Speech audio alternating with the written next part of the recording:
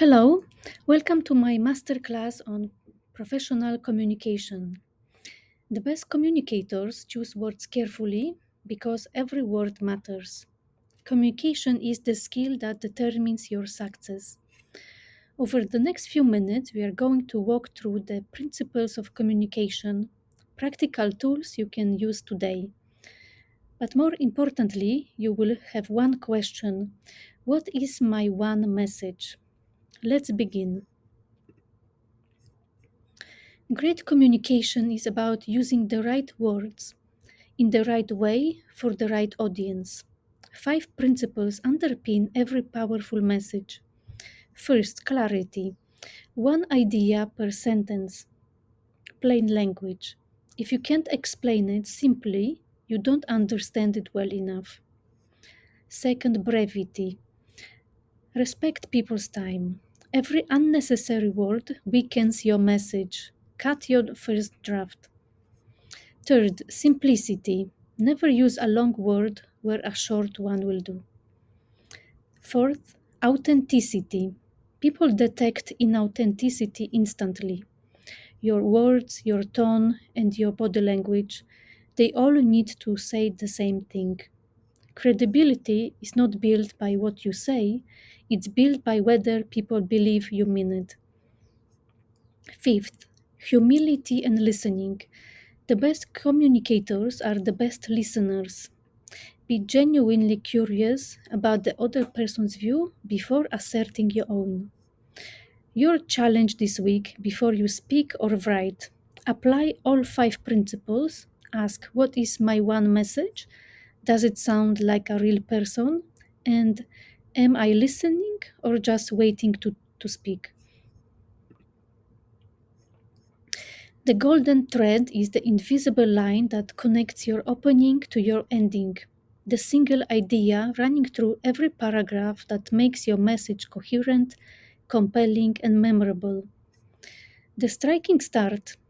Your reader decides whether to continue within 3 seconds. Your first sentence must earn the next one. Try a bold claim, a surprising statistic, a vivid scene. End intentionally. Weak endings trail off. Strong endings do one of three things: circle back to your opening, issue a clear call to action, or leave a memorable line. The middle matters too. One idea per paragraph. Use the rule of three. Vary your sentence length. Use concrete nouns and active verbs. Make it memorable. Use an analogy. Tell a micro story. Repeat your key phrase deliberately and end on an emotion, not a list. Here is the challenge: write a 200-word message with a striking first sentence, a golden thread, and an intentional final sentence. Read it aloud, cut anything that doesn't serve the thread.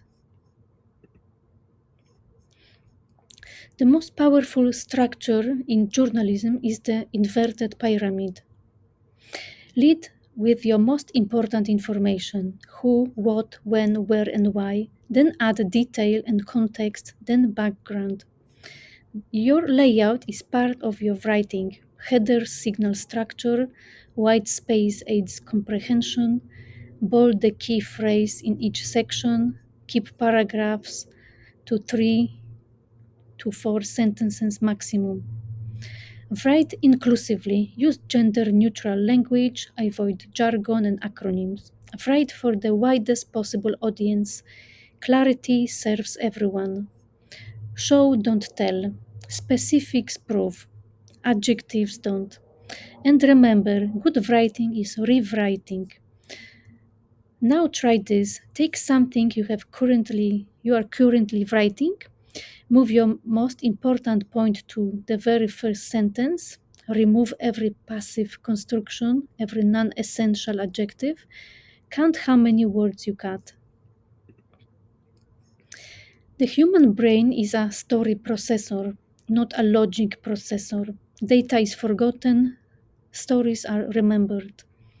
Neuroscience shows that when we hear a story, our brain doesn't just process language. sensory cortex, motor cortex, and limbic system all light up. We don't just hear it, we experience it. Every compelling story has 6 ingredients: a character, someone the audience cares about, a goal, something they need or want, an obstacle standing in the way, jeopardy, real stakes, what happens if they fail, a turning point, the moment everything changes, and a resolution, what is won, lost, or learned. What's the engine of the story? Jeopardy. Without stakes, there is no story. If nothing can go wrong, no one cares what happens. The higher the stakes, the more engaged your audience. And your voice matters as much as the story itself. Be specific, be vulnerable. Imperfect characters are more compelling than perfect ones. Pace yourself, slow down at the emotional peak, speed up in the action. Use sensory detail. Let your characters speak in their own words. Now try this. Tell a professional story from your own experience using all 6 ingredients. Revise for maximum jeopardy. The most powerful stories in professional life don't just entertain, they move people to think, feel, or act differently. McKinsey's SCR framework gives you a structure for a story. 1. Situation, establish common ground, what everyone agrees on. 2. Complication, introduce the problem or threat that demands attention. 3. Resolution, your proposed answer or action. But structure alone is not enough. Aristotle identified 3 modes of persuasion: ethos, why should I trust you? Establish credibility before you make your argument. Pathos, how do you make me feel? Stories and vivid examples move people. Logic informs, but emotion motivates action. Logos, what is your evidence? Data and reasoned argument give the rational brain something to hold. Emotion opens the door. Logic lets the audience justify the decision. The persuasion sequence is simple: ethos, then pathos, then logos, then your call to action. Establish credibility first. Engage emotion, support with evidence, then ask for what you want. The most common mistakes: leading with data before trust, skipping emotion entirely, ending without a clear ask, or using your logic instead of their values. So try this. Pick a real situation where you need to persuade someone. Write 150 words using SCR structure plus Aristotle's 3 appeals in sequence. Read it aloud. Is the emotion genuine? Is the ask crystal clear? An elevator pitch is a concise, compelling introduction to who you are, what you do, and the value you create, deliverable in about 1 minute. The structure is simple: a hook, an opening line that earns attention, who you are, brief, credible context, what you do, framed as the problem you solve, not your job title, your unique value, what makes you distinct, and the ask, what you want to happen next. For example, most organizations spend a fortune on training that changes nothing. I help leadership teams turn insight into daily habit, and I have 3 case studies showing 40% improvement in 6 months. I would love to know what your biggest leadership challenge is right now. Prepare with discipline. Know your opening and closing word for word. Everything else can flex. Now try this. Write your personal elevator pitch using the 5 step structure, time it, record yourself delivering it on your phone, watch it back and ask, is the hook strong enough? Is the value clear? Is the ask specific? The best presentations feel like a conversation at scale. Interaction keeps your audience active, not passive. Ask a rhetorical question. Look at one person at a time. And after a key question, wait. Silence signals you expect a real answer. Give your audience a map. Signposting tells them where they are so they can relax and absorb rather than track. For example, I have 3 points today. First, plan your magic moments. Every great presentation has one or two moments of peak emotional impact, and they are planned, not accidental. The unexpected statistic that reframes everything, the personal story that makes you human, the prop they can see and remember, the pause, 3 seconds of silence after your most important line, or the callback, returning to your opening image at the close. And your body is communicating before you say a word. Open, upright, grounded posture, hands visible and expressive, eye contact, one full sentence per person before you move your gaze.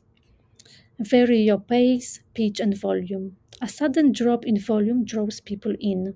Move with purpose. Step forward for a key point, step back for a transition. And the pause, the most underused tool in all presenting.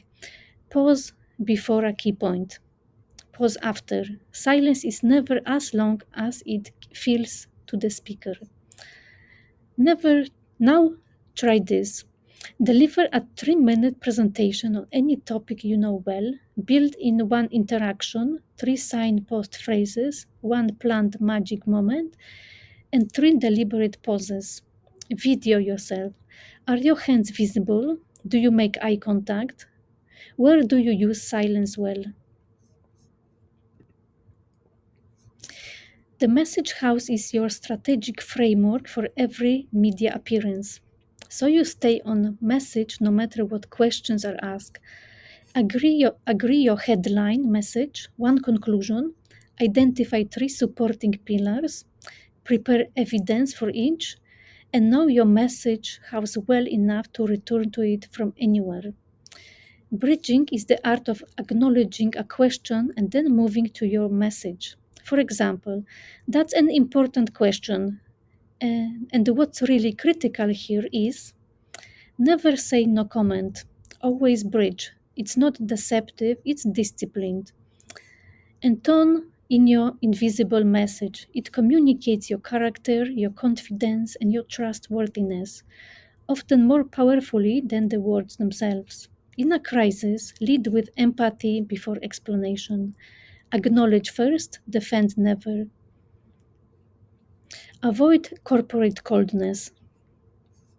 Now try this. Build a message house for a real or hypothetical media scenario you might face. Write your headline message, 3 pillars, and proof for each. Then draft 3 likely hostile questions and practice bridging from each one back to your headline message.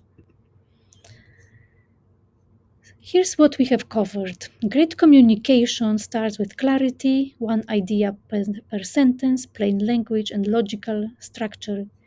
It runs through a golden thread, a single idea connecting your opening to your close. It uses story because data is forgotten and stories are remembered. It persuades with credibility, emotion, and evidence. In that order, and it delivers with presence, body language, silence, and intention. Thank you for watching my presentation. If you want to learn more about professional communications, check out my website with courses to develop soft skills. You can also book a session if you need a facilitator. Thank you and bye.